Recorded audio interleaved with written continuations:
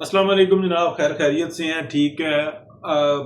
آپ چینل کو سپورٹ کر رہے ہیں، آپ کا بہت شکریہ۔ مختصراً ہی بات کریں گے، تھوڑا شور بھی ہے لیکن بات کرنا ضروری ہے، حاضری لگنی چاہیے۔ دیکھیں، دنیا کے اندر اس وقت میں جس طریقے کی بحث چھڑی ہوئی ہے نا، وہ بڑی زبردست ہے۔ انڈیا اور پاکستان کی جنگ ہوئی، لیکن اس کے بعد پھر ایک اور جنگ ہوئی، اور وہ ہوئی ایران اور اسرائیل کی۔ اب جو انڈیا اور پاکستان کی جنگ ہوئی نا، وہی زیر بحث آئی ہوئی ہے۔ حالانکہ ایران کی جنگ کے اندر نقصان بہت ہوا ہے، اسرائیل نے بہت دبا کے جو ہے نا ایران کی کٹ لگائی ہے، اور مختلف جگہوں پہ سینکڑوں کے حساب سے جہاز جو ہے نا ڈیلی آتے تھے اور بمباریاں کر کے جاتے تھے، اور جدید ترین اسلحہ استعمال کیا۔ اس کے علاوہ میزائلز اور دیگر طریقہ کار سے جو ہے ایران کا جو ہے نا بہت بڑا نقصان کیا گیا۔ لیکن جو اس وقت کی صورتحال ہے وہ میں آپ کو بتا سکتا ہوں کہ جو صورتحال بنی ہوئی ہے نا، وہ یہ ہے کہ پوری دنیا کے اندر یہ بحث چھڑی ہوئی ہے کہ پاکستان اور انڈیا کی جو جنگ ہوئی ہے وہ 5th جنریشن وار تھی، اور یہ دنیا کے اندر پہلی جنگ تھی اس نوعیت کی۔ تو اب اس کو میں مختصراً یاد کرواتا ہوں، ہم سب کے علم ہی ہے کہ 6 اور 7 کی درمیانی شب جو ہے نا انڈیا پاکستان کے اوپر اٹیک کرتا ہے، مختلف جگہوں پہ کرتا ہے، اور مدارس پہ کرتا ہے، مساجد پہ کرتا ہے، اور وہ یہ کہتا ہے کہ یہ دہشت گردوں کے ٹھکانے ہیں۔ حالانکہ وہاں پہ کوئی ایسی چیز نہیں تھی، نہ مولانا کا کسی جگہ پہ کوئی تھا۔ ہاں، ان کے ایک بہن اور ان کے جو رشتہ دار ہیں وہ اس سے منسلک کے گھر میں رہتے تھے، جن کا نہ کوئی مدارس سے تعلق ہے نہ کسی اور طریقے سے، لیکن ان کو بھی منع کیا گیا تھا کہ یہاں سے یہ جگہ چھوڑ دیں، اور ان کو متبادل جگہ دی گئی تھی، لیکن وہ نہیں گئے۔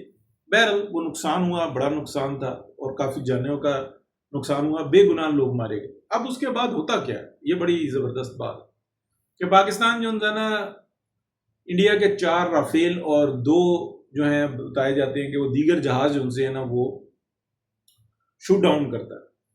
اچھا، بات یہاں پہ رک جاتی ہے۔ اس کے بعد کیا ہوتا ہے؟ 9 اور 10 کی رات کو جو ان سے انڈیا پھر اٹیک کرتا ہے، اور وہ نور خان ایئر بیس سمیت مختلف شور کوٹ اور مختلف مقامات کو نشانہ بناتا ہے۔ اب یہ ڈائریکٹلی وار تھی۔ اب وہ یہاں پہ تو کوئی دہشت گرد نہیں رہتے تھے، وہ تو وہاں پر بھی نہیں رہتے تھے، لیکن ان کا تو الزام یہ تھا۔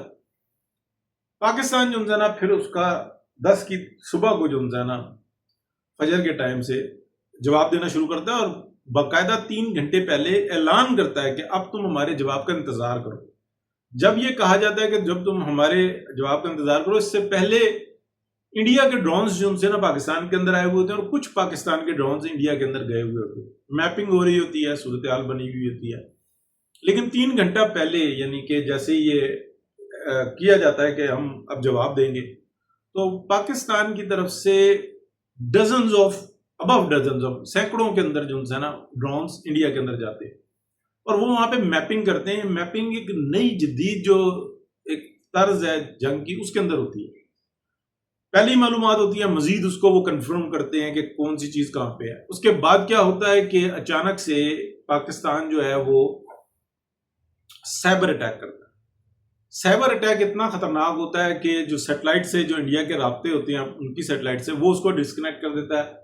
2 کے بارے میں یہ کہا جاتا ہے کہ وہ فارغ ہو چکی ہوئی ہیں۔ ایک کے بارے میں تو بتایا گیا تھا کہ اسی وقت ہو گئی ہے، دوسری کے بارے میں بھی کہا جاتا ہے کہ وہ انڈیا کے قابو میں نہیں آئی، وہ گئی، فارغ ہو گئی، یعنی کہ 2 سیٹلائٹس بھی فارغ ہو گئی۔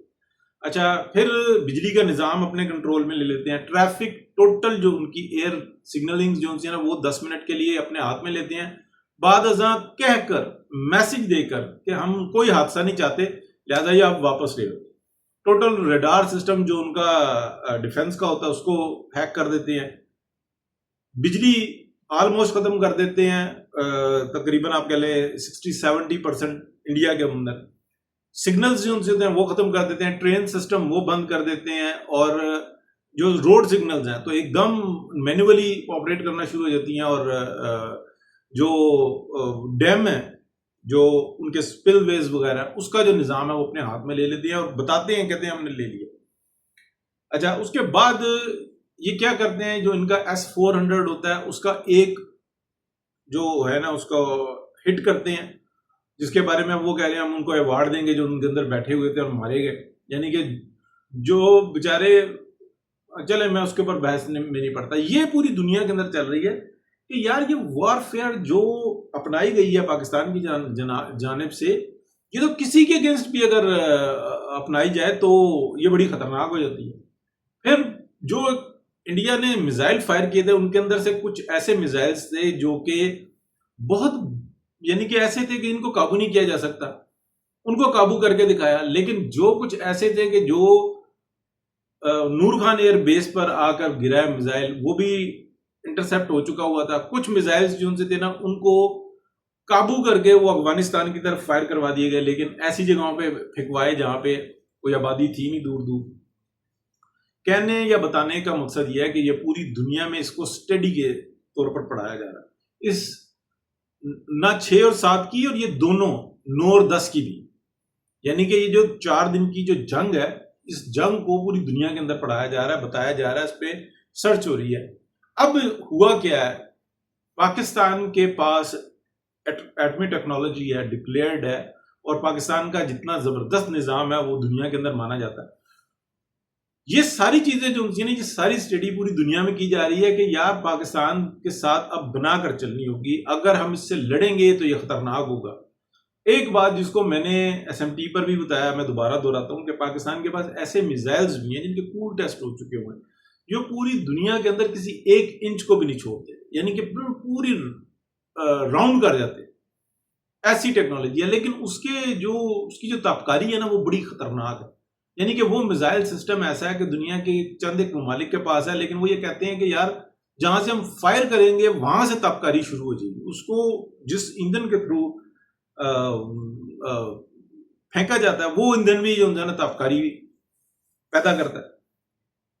اس لیے ایسے جو نظام جو رکھے ہوئے ہیں دنیا کے اندر وہ آبدوزوں میں رکھے ہوئے تھے، سبمرینز میں رکھے ہوتے ہیں. تو وہ بتایا جاتا ہے کہ یہ ایٹمی آبدوزیں ہیں اور ایسی صورتحال ہے، فلانا ہے، ہر وقت وہ سمندر میں رہتی ہیں. تو کس لیے؟ اس لیے کہ اس طریقے کا کوئی بھی واردات ڈالنے کے لیے وہ چیزیں بڑی اہم ہوتی ہیں.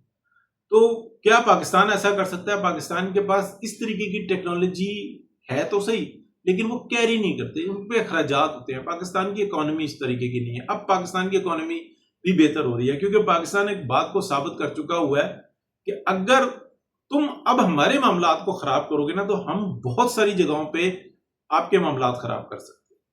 ٹھیک ہے، یہ وار جو ان سے تھی نا یہ انڈیکیشن تھی کہ دنیا کے اندر اب جو لڑائی لڑی جائے گی وہ ہتھیاروں سے باہر ہوگی، یا ہتھیار جب آئیں گے تو پھر وہ اینڈ ہوگا. تو یہ بڑی انٹرسٹنگ صورتحال ہے. اسی کے اندر ہم دیکھ رہے ہیں کہ پاکستان جتنے اقدامات کر رہا ہے نا وہ بڑے بیلنس طریقے سے کر رہا ہے. اسٹیبلشمنٹ بہت اچھے طریقے سے جانتی ہے کہ ہم نے جب یہ غلط کام کیے نا تب اس ملک کا بیڑا گرک ہوا ہے. لیکن کیا اب ہمیں موقع ملے گا؟ تو مسئلہ یہ ہے کہ اس پاکستان کے لیے اب ہر ایک کی مجبوری بن گئی ہے کہ وہ سوچیں. حکومت اکانومی کی طرف دیکھ رہی ہے، اسٹیبلشمنٹ اکانومی کی طرف دیکھ رہی ہے، دفاع کی طرف دیکھ رہی ہے، لیکن وہ یہ بھی دیکھ رہی ہے کہ اب اگر کوئی خدا نہ خواستہ کچھ ہوتا ہے نا تو یہ ایسا نہیں ہوگا کہ اسرائیل اور انڈیا مل کے آ رہے، اب کچھ اور بڑا ہوگا. لیکن پوری دنیا بھی اس طرف دیکھ رہی ہے کہ کیا پاکستان کو اس طریقے سے روکا جا سکتا ہے. یہ بڑی انٹرسٹنگ صورتحال ہے. تو میں جو بات بتانا چاہ رہا تھا وہ یہ چاہ رہا تھا کہ پاکستان اس وقت جس طریقے سے اٹھ رہا ہے تو ہم سب کی ذمہ داری ہے.